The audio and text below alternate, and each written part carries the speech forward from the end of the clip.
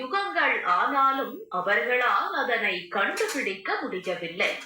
சிவபெருமானே முழுமுதற் கடவுள் என்பதை உணர்ந்து கொண்டு இருவரும் அவரை வணங்கி நின்றனர்.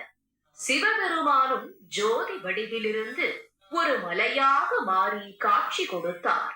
அந்த மலைதான் கோவிலின் பின்புறம் அமைந்துள்ள அண்ணாமலை. புராணங்கள் படி விஷ்ணுவுக்கும் பிரம்மதேவனுக்கும் சிவபெருமான் ஜோதி வடிவில் காட்சி கொடுத்த தினம்தான் கார்த்திகை திருநாள்.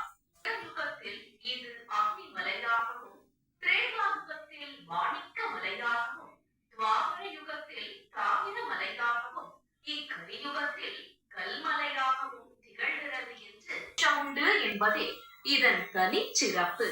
கார்த்திகை தீப திருவிழாவில் அர்த்தநாரீஸ்வரர் எழுந்தருளுவது இங்கு மிகுந்த விசேஷம். அதனை காண பல லட்சக்கணக்கில் பக்தர்கள் நேரிலும் கோடிக்கணக்கான மக்கள் இல்லங்களில் தொலைக்காட்சி முன்பும் திரண்டு இருப்பார்கள். அந்த அர்த்தநாரீஸ்வரரை தரிசிப்பது தம்பதி ஒற்றுமையை மேம்படுத்தும் என்பது ஐதீகம்.